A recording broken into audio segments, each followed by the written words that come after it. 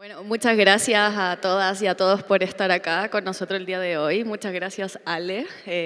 Fue una grata sorpresa cuando de Puerto de Ideas me hicieron la invitación para venir a presentar y me encontré con la sorpresa de que iba a compartir con el Ale este momento, así que muy bacán. Una persona que admiro mucho, una gran trayectoria, así que comencemos. Bueno, contarle un poco que en realidad lo que vamos a hacer ahora es un recorrido por Chile. Vamos a ir contando anécdotas, experiencias, muy relajado. Y la idea es que ustedes sean parte de eso. Vamos a hacer una especie de podcast en vivo, así que si ustedes quieren preguntar, comentar, interactuar, lo que sea, en cualquier momento, por favor, nos interrumpen. Si ven una foto que les llama la atención, quieren saber qué es, con toda confianza, estamos en un espacio cercano, así que por favor. Bueno, primero, ¿quiénes somos?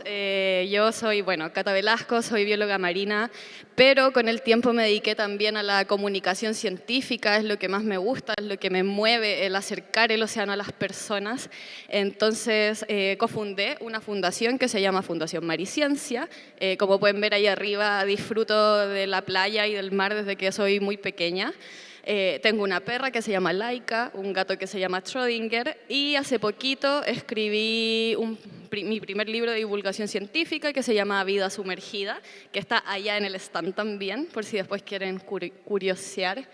También soy exploradora de National Geographic y eso creo básicamente en breve y muy rápido. Cuéntanos un poco de ti, Ale. ¿Cómo están? ¿Se escucha bien? Sí, sí. Siento un poquito de eco, pero parezco como si estuviera en la iglesia. Bueno, yo soy Alejandro Pérez Matu, yo soy profesor del Departamento de Ecología de la Universidad de Concepción. Llevo bastante tiempo en el mar, prácticamente desde los 16 años, y me gusta estar en el mar desde diferentes perspectivas, ¿cierto? Tanto surfeando, que aprendí hace muy poco, haciendo fotografía submarina. Empecé cuando ni siquiera habían las cámaras digitales que hay hoy en día, sino que usábamos cámaras análogas y teníamos que nosotros revelar nuestras fotografías y teníamos un rollo que sacaba 36 fotos en un buceo. Y ahora prácticamente en un buceo sacamos como 150. Así que ha cambiado bastante claro, la tecnología me ha ayudado bastante a poder explorar el océano. Y desde toda esa experiencia que he tenido con gente que hemos compartido nuestra pasión por el mar, considerando que el chileno en general, ayer escuchaba quién había mencionado en los inicios de la República de Chile, quién dijo que había que darle la espalda al mar. Fue el señor Egaña en 1830, por ahí, y desde ahí yo creo que el chileno, ¿cierto?, como tal, en general es una persona que es bien tímida al mar, le cuesta, ¿cierto? Nos cuesta relacionarnos con el mar en general, hay poca cultura marina. Y mi interés y mi pasión, ¿cierto? Compartía también con la Cata y con mucha otra gente que he conocido en mi recorrido marino, tanto pescadores, tanto gente en las caletas donde he podido visitar, gente en Rapa Nui, expediciones en Juan Fernández, en Chiloé, en el sur, en el norte. Esa perspectiva, ¿cierto?, de la idea de darle la espalda al mar me ha cambiado bastante. Y eso lo traté de representar en un libro que se agotó, no tengo para mostrarles, pero ahí está la foto. Existe. Y también tengo una hija hermosa que se llama Violeta Mar, que está ahí. Y ella, no sé, ha sido mi iluminación en mis últimos 4 años que ella tiene. Y ahí estamos comiéndonos una rica jerguilla.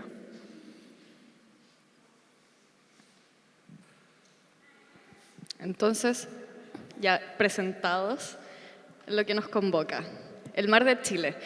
Bueno, el mar de Chile es tremendo, creo que ya eso todos lo sabemos. Somos un país tremendamente largo y somos un país oceánico, o sea, Chile es mar realmente.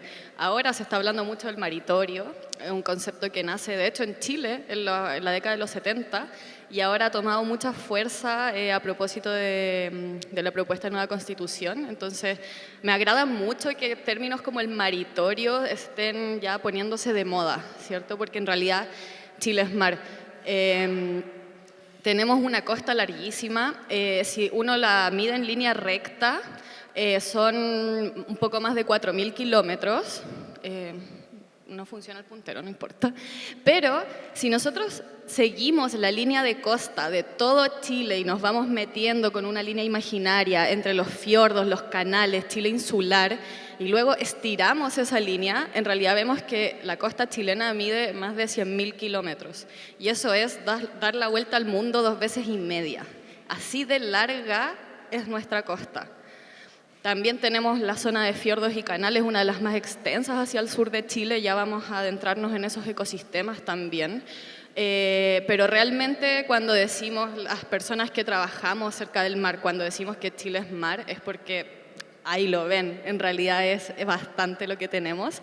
Y bueno, el Ale más que yo en realidad ha tenido la oportunidad de bucear por casi toda la costa, conoce muchos lugares, tiene muchas experiencias, que es un poco lo que les vamos a ir contando a continuación. Y para tener un orden lógico vamos a partir, por supuesto, por la zona norte. Además, hace muy poquito con el Ale tuvimos la oportunidad de ir juntos a una expedición en la zona norte. Ay, ahí apareció. Hacia el lado de Caldera, Puerto Viejo. Así que de eso les vamos a contar ahora un poquitito. Bueno, ahí está el Ale con su equipo tirándose al agua. Están haciendo unos análisis en los arrecifes mesofóticos. En los arrecifes mesofóticos entra poca luz, como podemos ver en la imagen de la izquierda, derecha. Eso no es porque se vea mal por la pantalla ni nada. Esa foto es así de oscuro donde ellos van. Ahí usan mucho la luz artificial para poder ver qué ocurre. Y Ale, me gustaría preguntarte un poco qué es un arrecife mesofótico, qué es lo que estamos viendo ahí, cuál fue el objetivo de esa expedición en Puerto Viejo principalmente. Sí, mira, ahí cuando uno hace también la misma línea que ella trazó, ¿cierto?, por la costa, pero si la trazamos, ¿cierto?, desde la plataforma continental hacia las zonas más profundas, nos damos cuenta que nuestro conocimiento, ¿cierto?, en ecología, ¿cierto?, nuestro conocimiento de la biología de las especies se centran en los primeros metros de profundidad, ¿cierto?, incluso en la zona de transición entre el mar y la tierra, que son las pozas donde nosotros en el verano las aprovechamos muchas veces, donde hace 20, 30 años uno podía ir y sacar locos, lapas, etcétera. Que ahora obviamente es mucho más difícil, pero en ese tiempo, hace 40, 30 años atrás, sí había mucha abundancia. Y a medida que uno avanza, ¿cierto?, en la profundidad hacia zonas más profundas, se va dando cuenta que hay muy poco conocimiento, ¿no? Hasta los 30 metros que, mediante el uso del buceo, como se muestran en esas fotografías, hemos podido explorar un poco más y conocer estos sistemas, haciéndonos preguntas de relevancia ecológica, ¿no? A escalas relevantes para el manejo y la conservación. Entonces, estos arrecifes se encuentran más allá de los 30 metros, donde la luz penetra lo suficiente para soportar fotosíntesis, pero cuesta mucho llegar allá, exceptuando con metodologías directas e indirectas, como la robótica, por ejemplo, como robots submarinos. Entonces son bajerías que le llaman los pescadores, son bajos profundos, que muchas veces no emergen a la superficie, sino que se encuentran prácticamente escondidos, ¿cierto? Y escondidos para nosotros también. Y ahí hemos tenido hemos abordado, ¿cierto?, el conocimiento de ellos en estos 2 años que llevamos de proyecto, con una estrategia muy intensa e intensiva en las actividades de terreno, como algunas expediciones que estamos mostrando ahí. Y ha sido muy entretenido porque es un proyecto de exploración en el año 2023, a los primeros metros de profundidad. donde contrasta un poco con la importancia, ¿cierto?, de estos lugares, ¿no? Estos lugares son muy importantes debido a que no solo sustentan muchas pesquerías, como por ejemplo las del camarón nylon, las del langostino, las de la merluza, pero prácticamente no se conocen porque las redes no tienen ojos, las redes de pesca.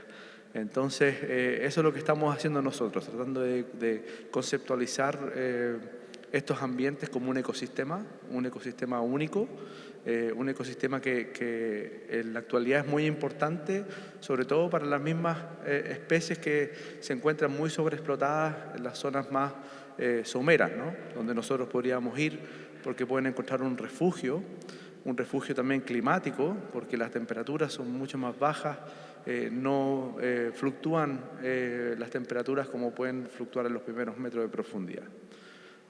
Así que los invito también a conocer ese proyecto que está bien entretenido. El núcleo NUTME. Bueno, los arrecifes mesofóticos entonces son estos ecosistemas que se encuentran bajo, podemos decir, 30 metros de profundidad aproximadamente. Y como tú dices, o sea, estamos en el 2022 explorando zonas que uno piensa que ya se sabe todo y en realidad siempre hay algo nuevo por descubrir.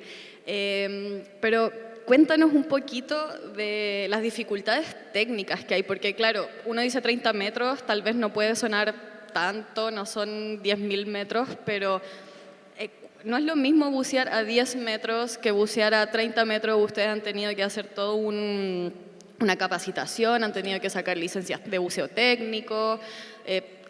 ¿Cuál es la diferencia? ¿Por qué es tan difícil estar ahí de los 30 metros hacia abajo?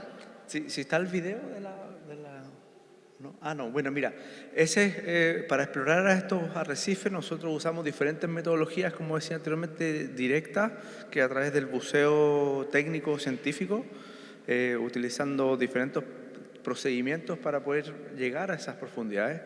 Y la otra es a través de estas cámaras que también involucra bastante esto de nuestra creatividad para poder llegar con fondos reducidos, obviamente. Y aquí nada más que ponemos una cámara encapsulada, ¿cierto?, en un recipiente de acero que no permite que entre el agua, por lo tanto la cámara puede grabar por un tiempo determinado, pero lo podemos hacer sistemáticamente y además tiene una carnada, como se puede ver ahí. Esa carnada es muy atrayente para las especies que pueden percibir olores bajo el agua. Y eso nos permite un poco estudiar, ¿cierto?, la ecología, las abundancias, podemos estimar, ¿cierto?, de manera muy conservativa, ¿cierto?, las biomasas, pero nos dan luces, ¿cierto?, básicamente de las especies que habitan ahí. Claro, imagínense que es un trípode Esto como es a ese. 90 metros, perdón, esto es a 90 metros. Atención. Entonces,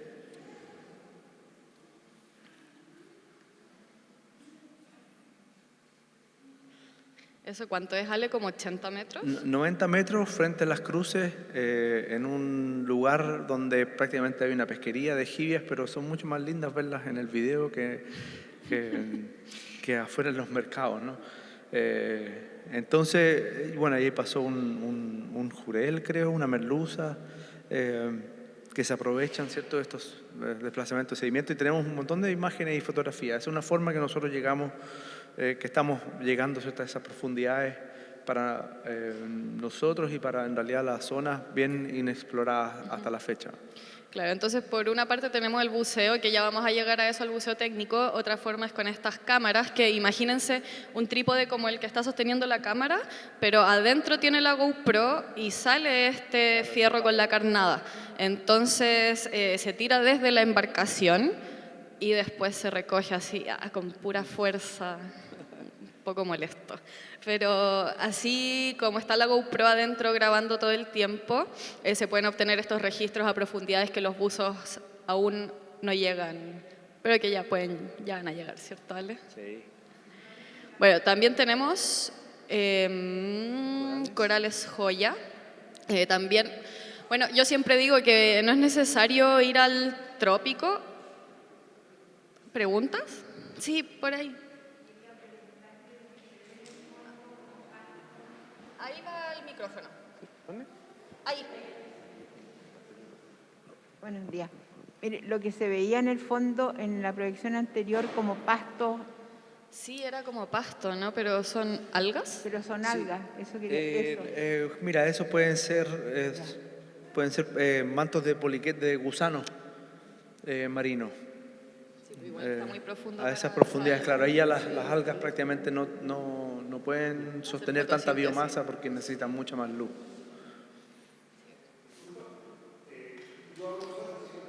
Dale.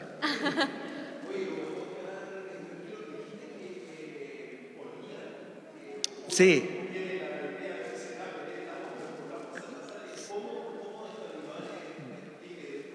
buena pregunta. Mira, hay varios, el olor, primero que nada, la densidad del mar y la densidad del agua, ¿cierto? Es mucho más densa que en tierra, casi 3000 veces más, dependiendo de la salinidad, etcétera.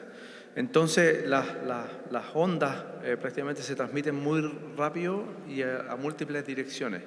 Entonces, tanto los peces como crustáceos y otros organismos tienen órganos y estructuras sensoriales para captar básicamente ese olor, y tienen muchos que se llaman orificios nasales en realidad.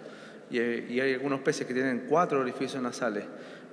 Y esto los conectan básicamente con la línea lateral, que está lleno de células ciliares para determinar la dirección. Las células ciliares son unas células muy importantes que están distribuidas en todos los vertebrados y también en nosotros. Nosotros las tenemos en los oídos, ¿cierto? E imagínate si tú estás en una fiesta y estás conversando con un amigo y tienes tus sonidos ambientes.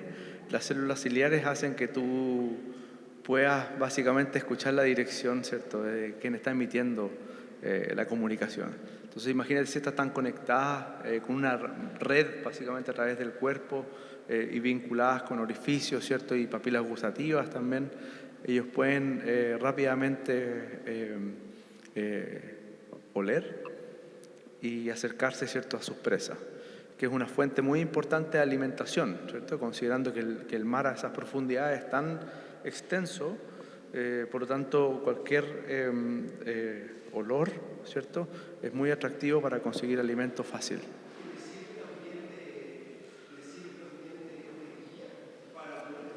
Sí, exactamente, se disminuye, aunque los peces pueden ver incluso en color ultravioleta, pero a esas profundidades obviamente la visión tiende a disiparse. Tienen todos los componentes, ¿cierto?, oculares para poder ver la luz tal cual nosotros los vemos.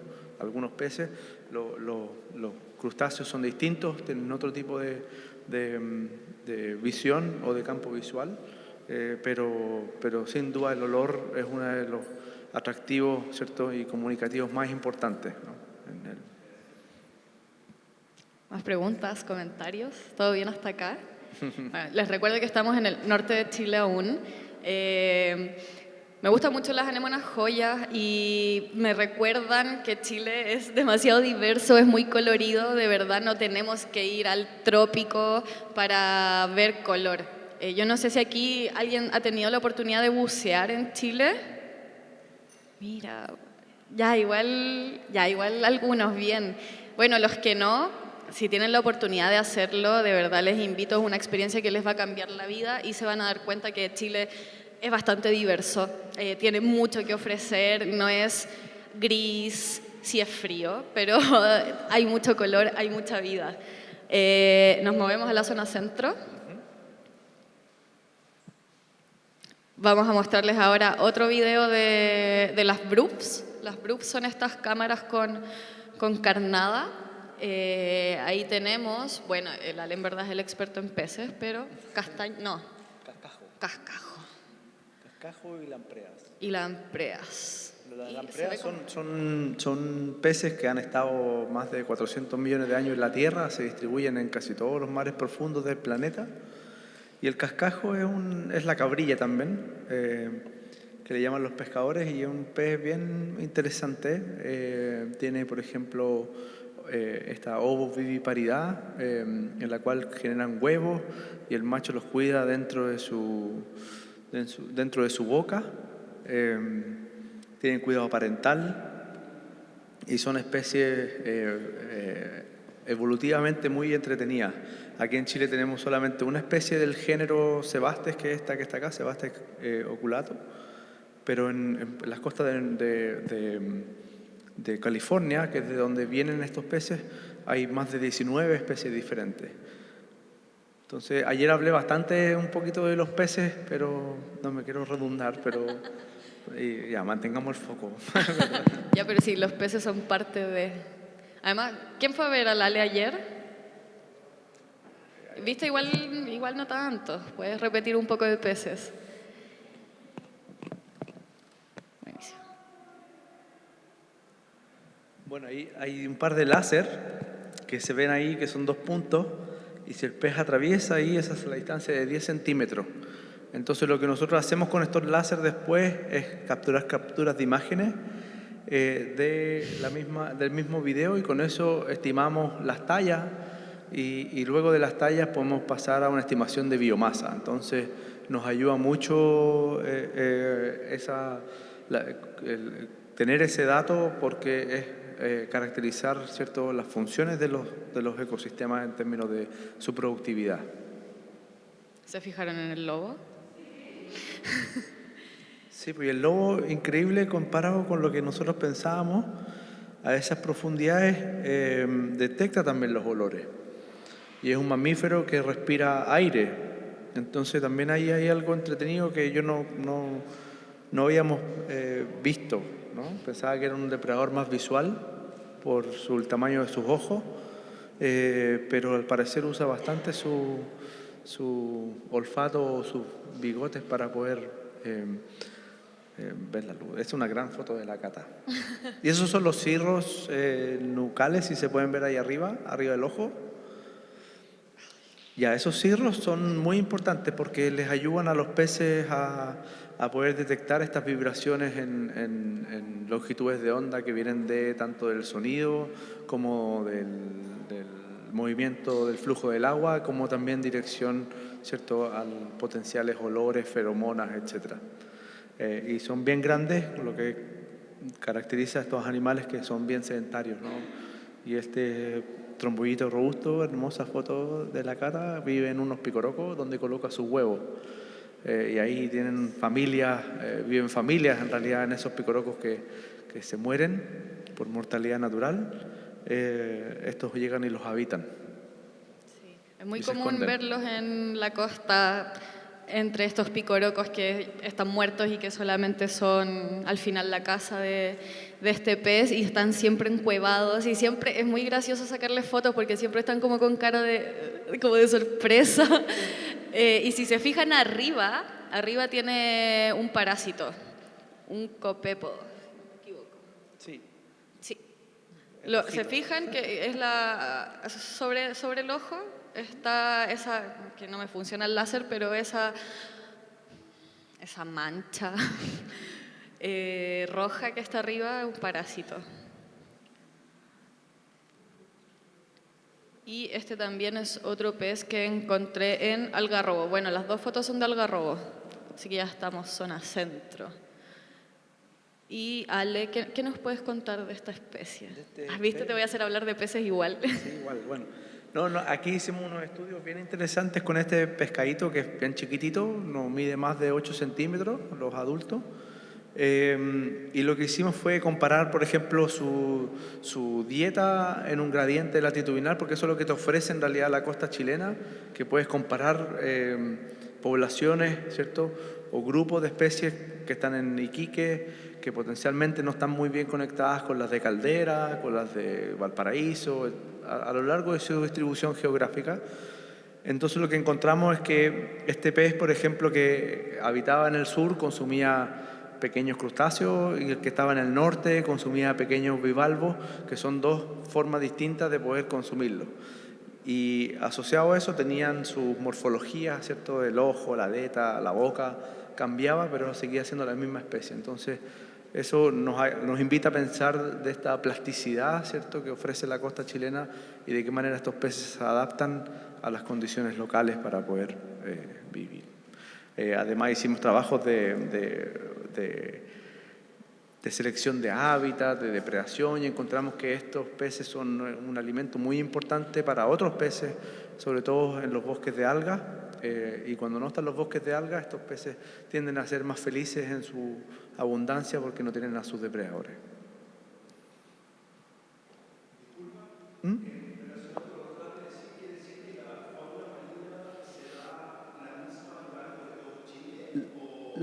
Ajá.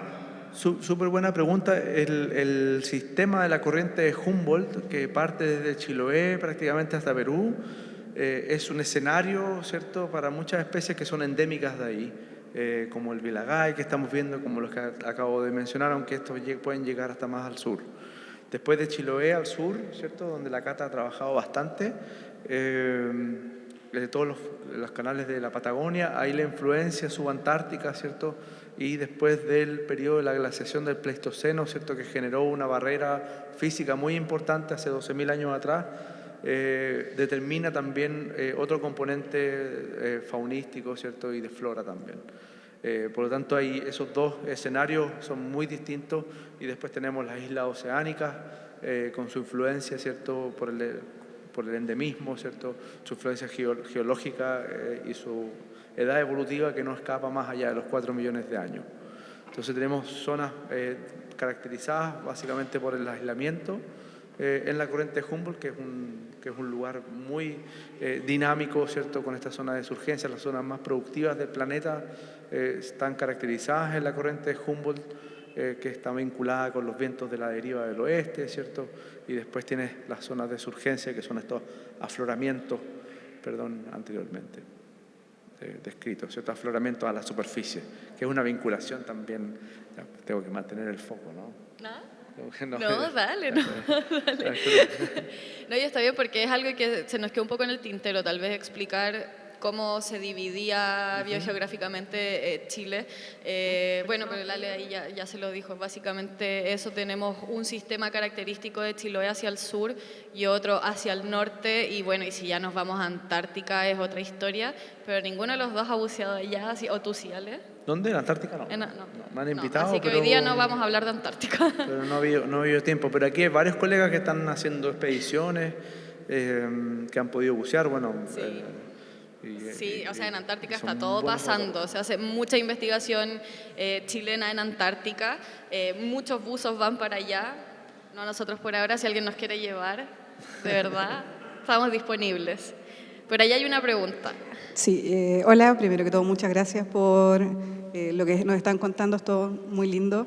Tenía una consulta respecto a lo que tú hablabas de especies que son endémicas, que en los hábitats terrestres siempre se habla de las especies invasoras y cómo estas afectan. Sí. En los hábitats marinos también se habla de especies invasoras y también tienen algún tipo de efecto sobre la fauna y sobre el resto del ecosistema en el fondo. Sí, súper buena pregunta. Mira, precisamente por la dinámica y por la dificultad que ofrecen estos escenarios que acabo de nombrar, la corriente de Humboldt, el sistema del sur de Chile, salvo, ¿cierto?, la intromisión de la salmonicultura, que ha traído una especie no nativa, obviamente, para su cultivo, pero ya es con fines comerciales. Introducciones naturales por el tránsito del hombre a través de los barcos han sido muy pocas. Hay una, ¿cierto?, anémona que es muy característica, que es bien bonita, que es una anémona roja que se llama Anemonia alice martinae por quien la describió, que es pero hay muy poco registro, ¿cierto?, de invasiones, ¿cierto?, de especies causadas obviamente por el hombre, pero naturales, ¿cierto? Después está la ciona, que es un piure, la ciona intestinal, y que es un piure que ha invadido básicamente los cultivos también de ostiones en el norte. Pasto marino. El pasto marino. El pasto marino, claro, pero sí, que ha invadido el pasto marino, sí. Sí. Bueno, hay un caso en el norte de Chile. Bueno, el pasto marino es un ecosistema muy común en las zonas tropicales. Imagínense el pasto de su casa bajo el agua, tal cual. Y este pasto marino es una planta que era terrestre, que se adaptó a las condiciones bajo el agua, tiene flores, frutos, semillas. Pero usa la polinización por las corrientes, ¿cierto? Por organismos que van y se alimentan y después esos polinizan. Pero en el norte de Chile nosotros tenemos praderas de pasto marino, que se creía que era un pasto endémico de Chile. Tenemos la suerte, la fortuna de tenerlo porque es un ecosistema que crea hábitat para otras especies, como un poco lo que hacen los bosques submarinos. Y estos pastos marinos los encontramos en Bahía Chascos, en Isla Damas y en Puerto Aldea, al lado de Tongoy. No hay más registros por ahora.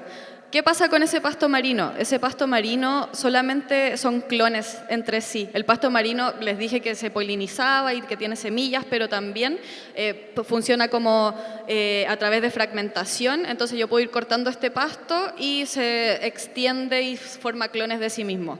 Se ha visto que el pasto del norte de Chile solo es un clon, entonces se cree que llegó por embarcación. Y ahora con análisis genéticos muy recientes se dieron cuenta los científicos que efectivamente es un pasto marino que viene de Australia.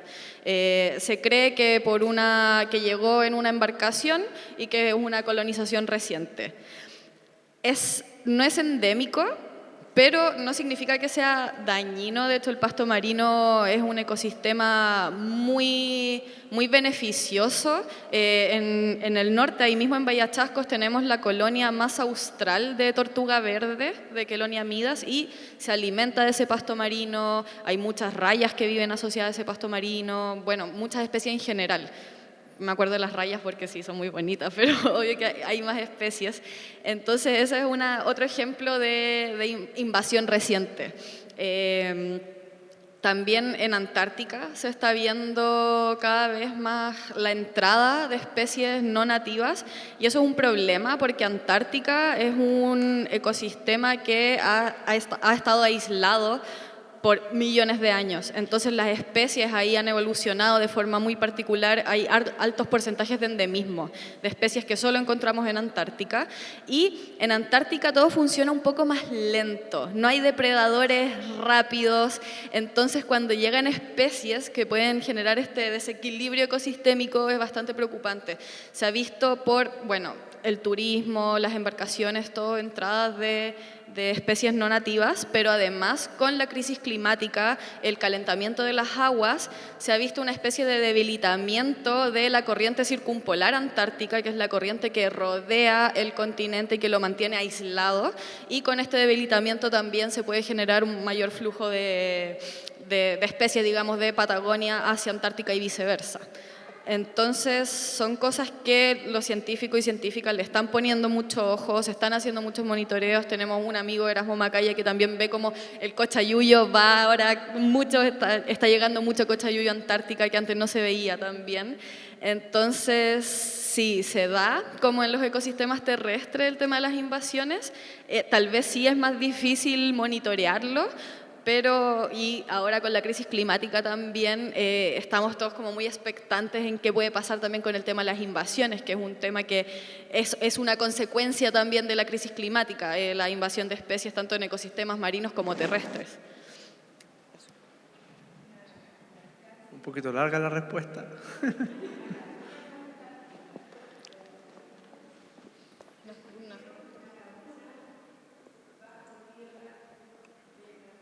Encontrar. ¿Qué animales hay, cierto? Sí. Me pilló. No sé. Salió, no lo vi. Mala mía.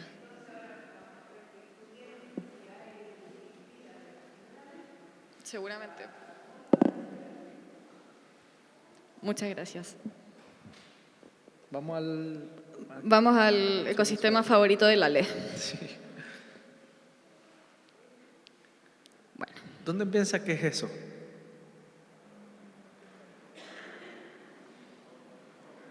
Juan Fernández, exactamente, Juan Fernández. Es el pampanito y el jurel de Juan Fernández, que son dos especies endémicas, ¿cierto?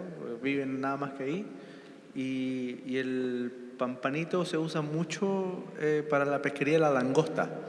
De hecho, se extrae, muy fácil sacarlo porque hay bastante, y después lo usan para sacar otros peces como carnada.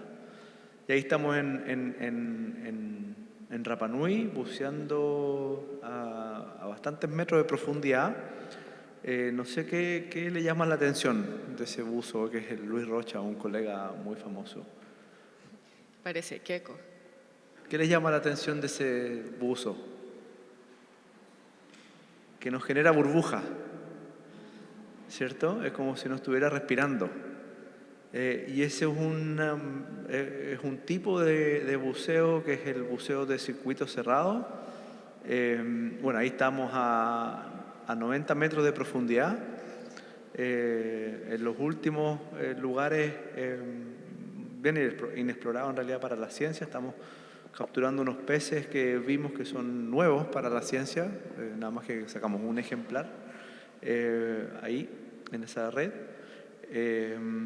Creo que ese es y ahí está subiendo, bueno, y este buceo de circuitos cerrados que uno recicla su aire, tiene básicamente al lado de su soda, que vendría a ser como el CO2 que recicla el CO2, tiene oxígeno puro, y las botellas que están al lado son botellas de rescate, que si es que llega algo a pasar con este equipo, podemos subir a la superficie con el circuito abierto, con la forma tradicional de buceo. Pero bueno, de esa expedición, que fueron nada más que 5 inmersiones a distintos arrecifes profundos de Rapa Nui, encontramos 4 especies nuevas de peces. Ya están todas descritas, algunas les pusimos nombres, a todas les pusimos nombres Rapa Nui, nombres nativos, y eso te llama un poquito a que la exploración, ¿cierto?, del mar es bien deficitaria, ¿no? Así que estábamos muy felices después de estas expediciones, ¿cierto?, de poder encontrar estas especies nuevas que resaltan, ¿cierto?, la importancia de estos ecosistemas. Bueno, y ahí un poco volvemos a la pregunta que hacíamos antes de qué se necesitaba, qué equipos técnicos para poder bucear a tanta profundidad. Ese que requiere harto Sí. entrenamiento. Oye, no, Harto es muy entrenamiento. incómodo. Súper incómodo. Se ve incómodo. Bueno, el Luis tiene como ya más de 300 horas de buceo con ese tipo incluso más, creo yo. Yo apenas tengo 20, por lo tanto es muy incómodo, es como otra cosa, porque tiene dos pulmones, contrapulmones que están en tu pecho. Uno para que exhalas el aire, se almacena ahí, después se pasa por la soda que tienes en la espalda, y después tienes el otro con oxígeno puro. Y aparte tienes 3 computadores distintos para ver las presiones del oxígeno a las distintas profundidades y cuánto oxígeno tienes tú, que es muy importante. Tienes uno en tu mano, otro en el ojo y otro en la espalda, que es nada más que emite un sonido si es que el oxígeno disminuye. Entonces, uno respira y exhala y empieza a cambiar su flotabilidad, y el equipo bien pesado arriba del agua. Pero bueno, es una tecnología bien fascinante. Sí, hacemos paradas. Sí, se hacen bastante. ¿Cuánto rato? Imagínate que a esa profundidad el buceo duró como 4 horas. ¿Y cuánto rato estuvieron haciendo las paradas para llegar a la superficie? Depende mucho del tiempo. Generalmente, no sé, nosotros hacemos paradas descompresivas, ¿cierto? Que no traspasan los 20 minutos, 30 minutos, porque no bajamos tan hondo. Pero ahí en Rapa Nui, ellos que bajaron mucho más hondo, yo llegué solamente hasta los 40 metros, ellos estuvieron, claro, 1 hora y media haciendo solo de compresión, o muchas veces que bajas, estás 10 minutos y después tienes que hacer el resto del buceo, ¿cierto? El 80% del buceo es prácticamente haciendo paradas de descompresión. Por eso tratamos de buscar lugares o bajerías que tengan un gradiente, ¿no? Cosa que sea entretenido, no estar en el azul esperando, porque eso es lo más aburrido. Como cuando uno va subiendo, vaya haciendo multinivel. Sí, ahí me he parado así como en zonas haciendo paradas de descompresión, y te ponía a pensar en cualquier cosa.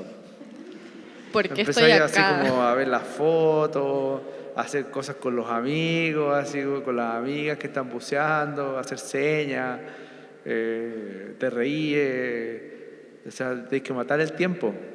Y también llevamos ahí su comidita para alimentarse y no morirse de sed. Hay unas bolsas con unas bombillas y uno se las pone así. ¿Verdad? Sí. No. Se las pone ahí para no deshidratarse, porque si son 5 horas de buceo. Claro, harto rato. Y los trajes que usamos, los trajes secos o húmedos, también tienen válvulas para poder ir al baño, sin ir al baño. Sí. Estoy impactada. Sí, tienen esa. Y también hay para mujer. También hay estos trajes secos, porque si no, imagínate salir todo mojado. Sí, ya no es seco. Acá yo. Tengo una duda respecto al traje que explicaste, que esta nueva tecnología sin el tema de la burbuja, que es lo que vemos ahora en la imagen. Es súper buena porque tiene varias ventajas. Es que eso no me queda claro. El por qué si hay algún por qué ocupan eso. Primero por el tiempo, porque ¿Ya? tú estás reciclando tu aire, entonces no necesitas tanto volumen de aire, salvo el de salvataje, ¿cierto? Para poder hacer tu buceo, el de rescate en realidad, el de emergencia, perdón, ¿no? Que son las botellas que van al lado, que tienen un regulador aparte, o sea, tú las sacas y va a hacer tu descompresión si es que te falla tu equipo. Pero como reciclas tu propio aire con una soda, entonces tú puedes inyectarle oxígeno, eso te dura demasiado tiempo. Y a mayor profundidad es mejor. Y a mayor profundidad Claro, a es mucho mayor mejor. profundidad te puede estar mucho tiempo. Lo otro que tiene ventaja es que no genera ruido, por lo tanto las especies no se asustan con el ruido del regulador de la respiración. Y lo otro que también es interesante, que cuando uno hace buceos muy repetitivos también, sobre todo en la costa chilena, que es más o menos 13 grados y nuestro cuerpo está... bueno, nunca en mi vida me había tomado la temperatura tantas veces, yo creo que ustedes tampoco. Está como a 34, 35, ¿cierto? Entonces casi el doble, incluso triple de la temperatura de afuera, y tú respiras ese aire a esa temperatura y ese aire es bien helado. Entonces eso te seca mucho la garganta y ese es otro beneficio de este equipo que al reciclar prácticamente lo respiras a la temperatura corporal. Entonces esas son como 3 ventajas positivas, ¿no? Y el ruido. Bueno, esas son fotos de Rapa Nui. Rapa Nui es un lugar increíble en realidad, por su gente principalmente, por los Rapa. Tengo muchos amigos allá, hemos llevado hasta antes de la pandemia, teníamos un monitoreo sistemático de su fauna, de los corales básicamente, y hemos realizado bastantes expediciones. Antes de pandemia ya como que cerraron la isla, no hemos podido volver. Ahora queremos volver, pero la visibilidad, como se ven en esa fotografía, que ahí están cada uno haciendo una cosa distinta, estamos prácticamente a 20 metros de profundidad, pero la visibilidad de las aguas claras es como notable. Sí, la visibilidad es envidiable. Yo me acuerdo que una vez buceando en Valparaíso, por ejemplo, bueno, no te veía, así a esta distancia no te veía, a veces es muy turbia el agua, bueno, mucha corriente. Dicen que los buzos que se forman en Chile son muy buenos buzos porque en realidad las condiciones son bastante malas a veces. Entonces ir a Rapa Nui y ver esta piscina con tremenda visibilidad es otra cosa. Y eso en la costa continental no se da mucho. Bueno, en invierno se da más. En invierno hay mucha mejor visibilidad, hay menos nutrientes, entonces menos microorganismos dando vueltas. Pero ya primavera, por ejemplo, la costa chilena es una sopa. Lo que es muy bueno para los organismos, muy malo para los buzos. Sí. Relacionado con la pregunta, claro, de por qué es mejor y esto que el asunto esto del sistema del buceo, la relación que tú tienes con la fauna, ellos también son curiosos como tú, que los quieres ir a... ¿Cuál es la interacción que sea hombre, peces, o buzos, peces, buzos, toda la flora, la sí, fauna? Buena pregunta. Lo estamos evaluando ahora de manera sistemática en un proyecto vinculado al movimiento de los peces, pero si el pez no siente que tú eres una amenaza, generalmente tiene una conducta distinta con el buzo. Por ejemplo, las reservas marinas, y eso lo estamos haciendo sistemáticamente, ahora en un proyecto evaluando el impacto del susto, por así decirlo, de los peces frente a la presencia del buzo.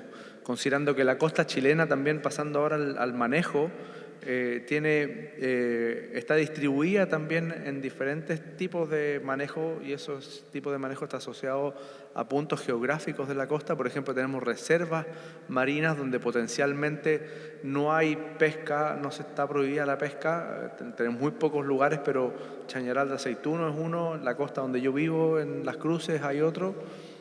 Después tiene las áreas de manejo, donde sí se puede pescar, pero temporalmente hay cierres que pueden durar mucho tiempo, y si es que están bien fiscalizados por los pescadores, no permiten que un buzo entre, y hay caletas que están muy bien fiscalizadas. Y después tienen los otros lugares de acceso abierto que se llaman. Entonces uno puede trazar básicamente el impacto del buzo con arpón, a resuello, con aire, desde las reservas, ¿cierto?, hasta las áreas libres. Entonces lo que nosotros estamos haciendo ahora es midiendo, tal cual se hace con las aves en sistemas terrestres y con otros peces también, midiendo la distancia máxima, ¿cierto?, que te puedes acercar al animal antes que se escape, y también estimando la distancia, ¿cierto?, desde que el pescado se escapa hasta que encuentra un refugio, para ver qué conocimiento territorial de su hogar tienen, ¿no? Y hemos encontrado respuestas bien interesantes que son conducentes a entender el mecanismo de susto que tienen estos bichos. O sea, pueden percibir tu aire, pueden percibir tu amenaza, y también con los lobos. No sé si vieron al lobo, ¿cierto?, cuando se escapa. Ayer dije el jefe, me dijeron, no, pero muy machista. Bueno, la jefa era una loba. ¿Ah? Y todos se escapan. Todos se escaparon. Se desaparecieron del video. Cuando llegó el lobo, no es que se escapen de nosotros. Sí. En lugares donde hay bastante impacto, sí, se desaparecen muy rápido.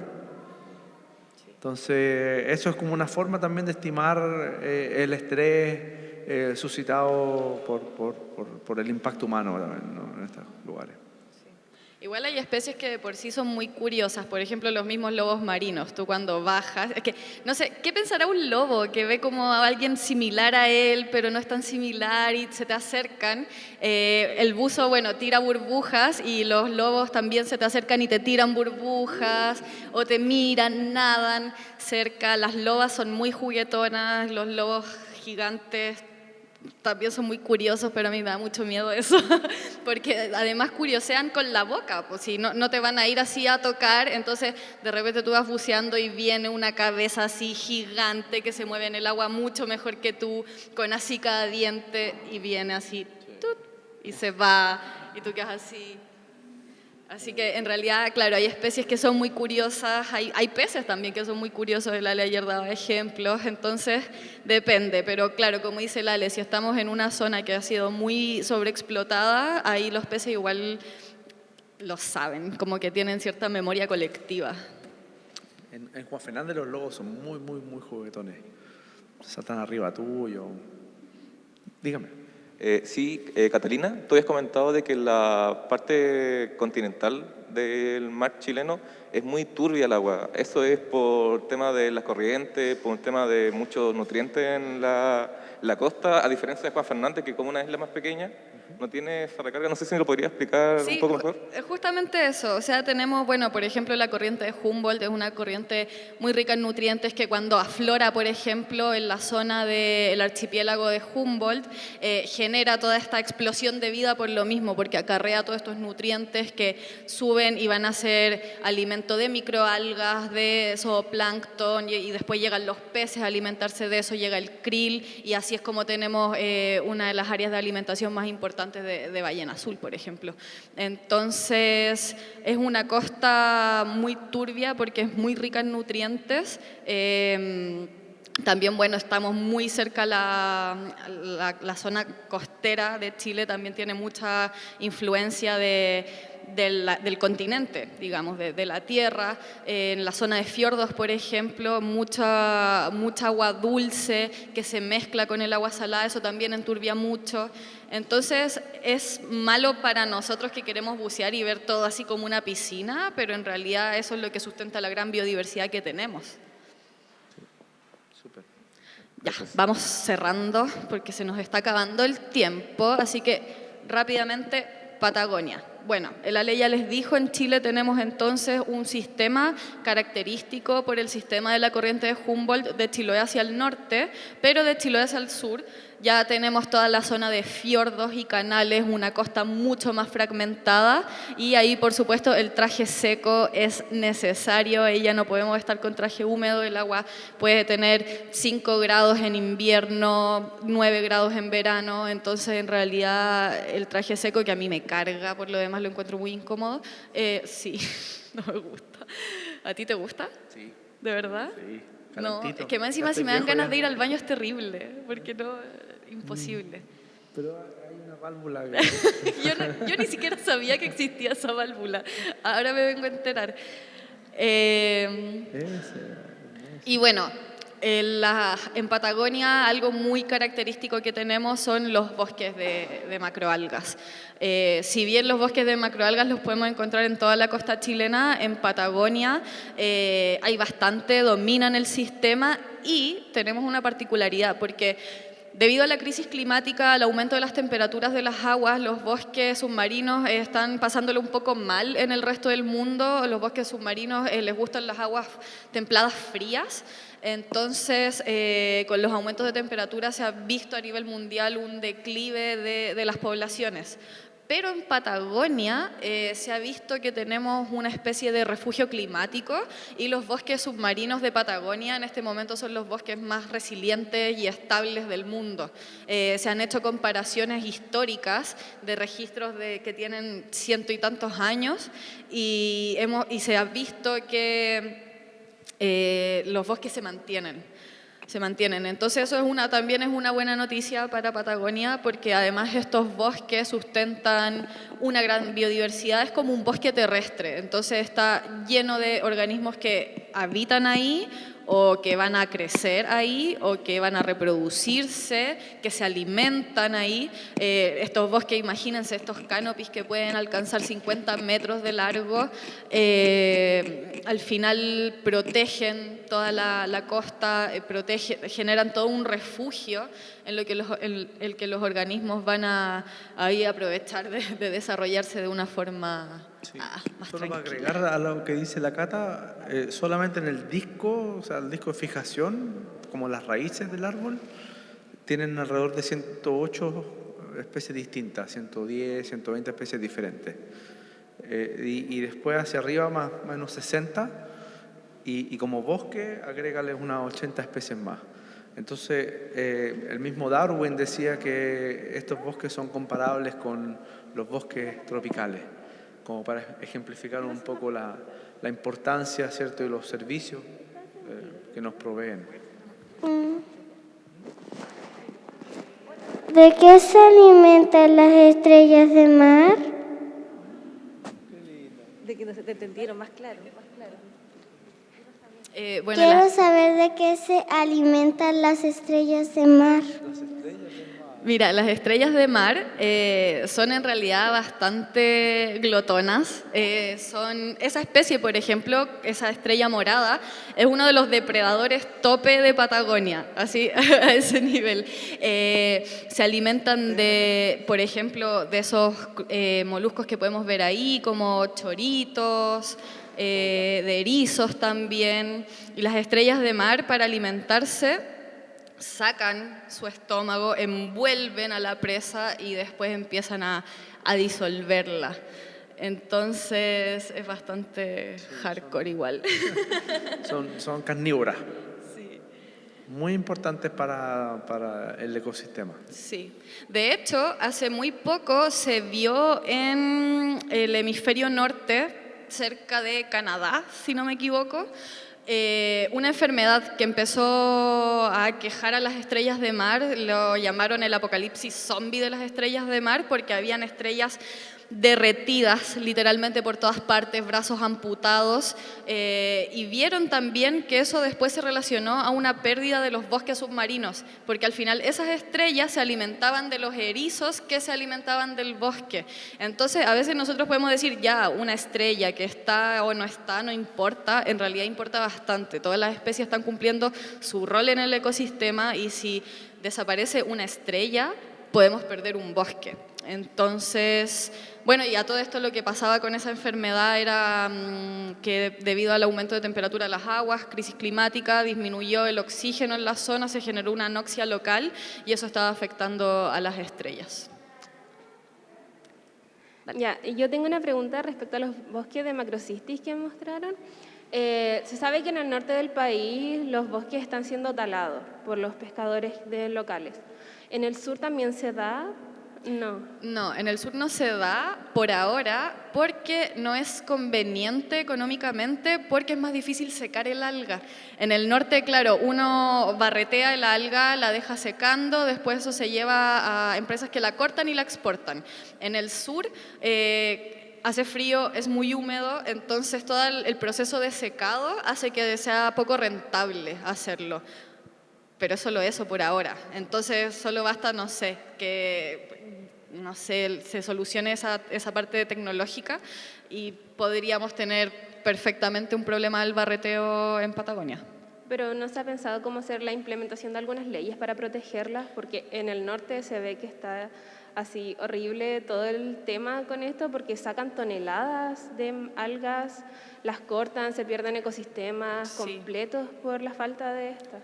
Sí, de hecho hace muy poquito ya se aprobó el proyecto de ley de cultivo de algas y que también evita el barreteo. O sea, va a ser completamente ilegal barretear, pero eso, claro, falta la implementación y además tenemos colegas ahí, el Ale también ha estado trabajando ya en otras formas también de protección. Se está trabajando, falta mucho, pero yo creo que cada vez está más en la opinión pública y política la importancia de los bosques de algas, entonces en realidad se ha estado trabajando en eso. Sí, ahí como para comentar, si quieres una pregunta relacionada. Ya.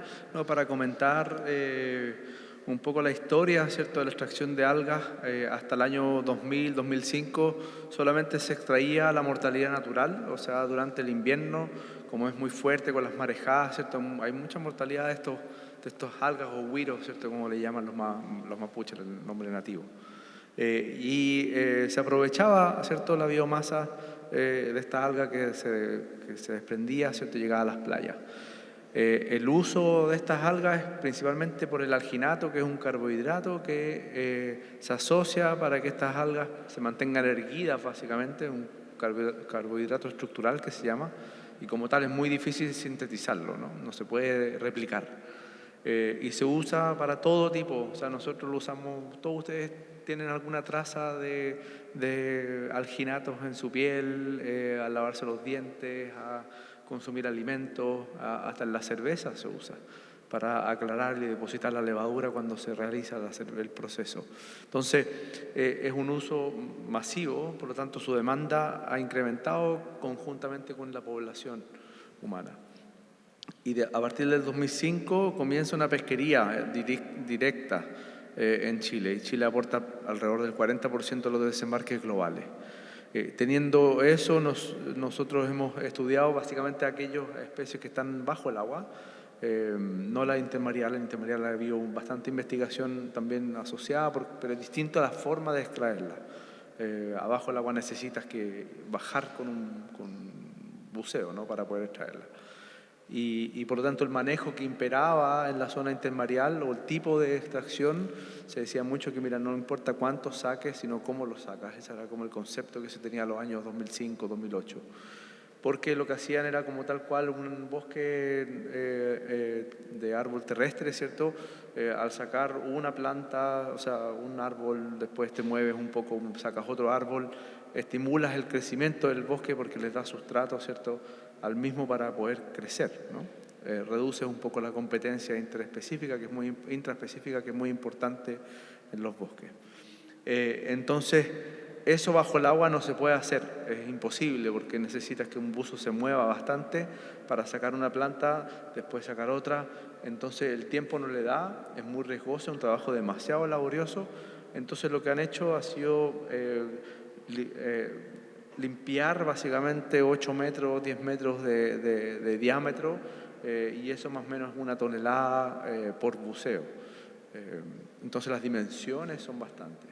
Y nosotros hemos estudiado el impacto sobre la recuperación de estos bosques, emulando, ¿cierto?, la práctica, y hemos encontrado que la recuperación varía mucho de acuerdo a la posición de la costa donde nos encontremos.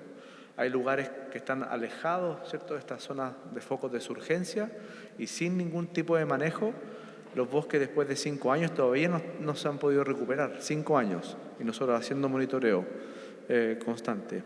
Pero hay lugares donde están cerca de áreas marinas protegidas, con algún resguardo, ¿cierto?, de la diversidad, ¿cierto?, circundante también, como peces, locos, que controlan ciertos herbívoros que vendrían a ser los principales agentes que disminuyen la recuperación.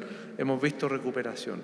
Entonces, aquí al pescador se le está demonizando mucho, pero a él se le dijo, toma una barreta, extraiga algas porque este es el futuro en el año 2005, ¿cierto?, de su pesquería.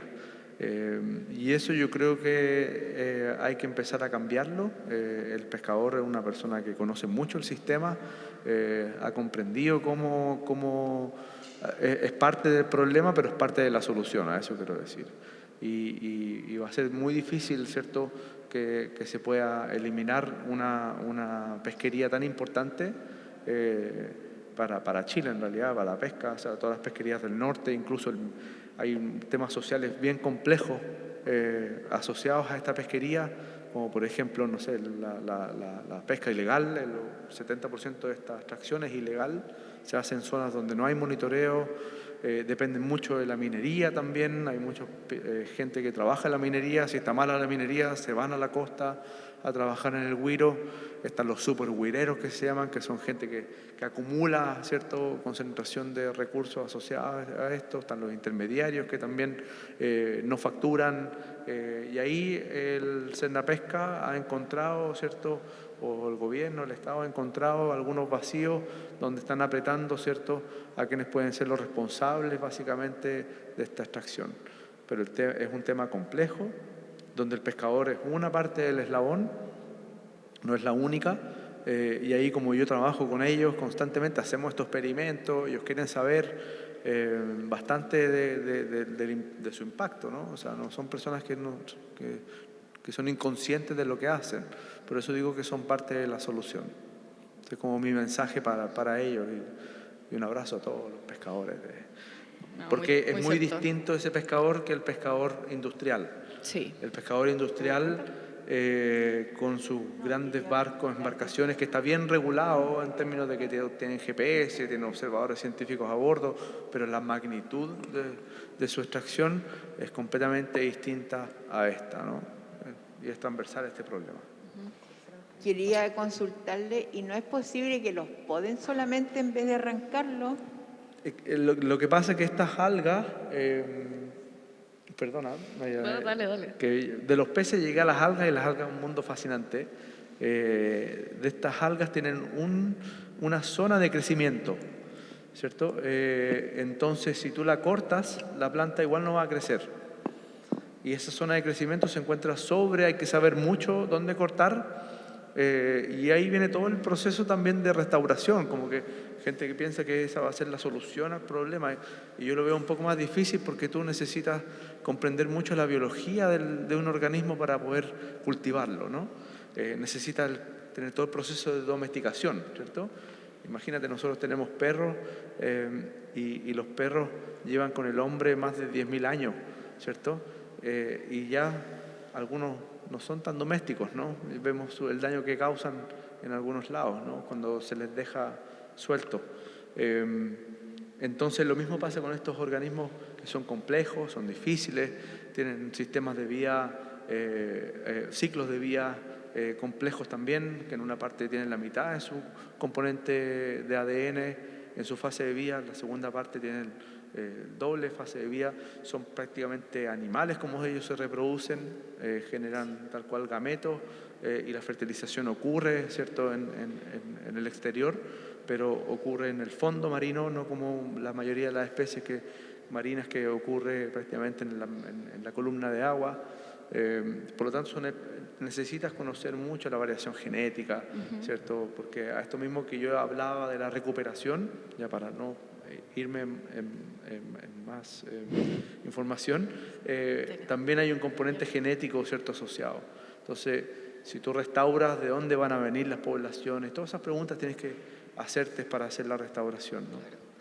¿Y cuál es el valor? ¿Y qué quieres recuperar? Si quieres recuperar la población o el valor ecosistémico. Claro. Que son dos cosas distintas y toman mucho tiempo. Entonces, y un poco retomando la respuesta del Ale, si uno corta el alga y no sigue creciendo, lo que pasa es que queda el sustrato, la roca, ocupada con una alga muerta, con un disco muerto, y no te da el espacio para que otra venga a colonizar. Por eso a veces es mejor sacarla completa, a podarla y que quede ahí un pedazo de alga que va a quedar ahí muerta y no permite que colonicen otras especies. Bueno, ya para ir cerrando, Patagonia también es una zona de muchos naufragios. Antes del Canal de Panamá, el Estrecho de Magallanes era la principal ruta comercial, y los naufragios en sí mismos también son una fuente de vida muy interesante, porque forman estos verdaderos arrecifes artificiales en los que colonizan un montón de especies. Entonces, en realidad, cuando llegan las cosas al mar, la vida la recupera. Esto no quiere decir que vayamos y tiremos basura al mar para que lo colonicen las especies, porque no es la idea. O sea, tenemos sustrato natural suficiente, pero solo mostrarles también qué pasa con un naufragio, con una embarcación cuando ésta cae. También pasa después a ser hábitat de cientos de especies. Y bueno, les mostramos, le hicimos un resumen rápido por todo Chile. Tenemos una costa muy diversa, como pueden ver, muy colorida, y ahora la pregunta que queda para todos acá es ¿cómo lo cuidamos? ¿Cómo lo protegemos? El Ale hace investigación, hace divulgación también, pero todos tenemos un rol, todos somos consumidores, todos vamos a votar. Todos ponemos nuestro dinero en ciertas industrias y en ciertos productos que escogemos, así que ese poder que tenemos como sociedad civil, como consumidores, es una responsabilidad grande que puede ayudarnos a cambiar las cosas. Si yo tengo mi dinero y me compro un salmón, por ejemplo, yo estoy escogiendo entregarle mi dinero a esa industria. Está bien, es mi dinero, pero sepamos que tenemos el poder de elegir y que podemos tomar decisiones que sean sustentables, que sean conscientes, sin perder el foco de que la crisis climática no es justa y que no es equitativa, y que sí hay personas que son más culpables que otras, hay potencias que son más culpables que otras, pero no significa que nosotros entonces nos crucemos de brazos y no hagamos nada, porque tenemos un poder tremendo como sociedad civil. Así que llevémonos la pregunta para la casa. ¿Cómo yo escojo cuidar el océano con mis pequeñas acciones en mi día a día? ¿Qué voy a hacer hoy por cuidar el océano? ¿Qué voy a hacer mañana? ¿Cómo me reconecto con la naturaleza? Y eso, porque otro futuro de verdad que es posible. Podemos conservar el océano de Chile para las futuras generaciones, pero realmente depende de todas y de todos. Así que la pregunta para la casa.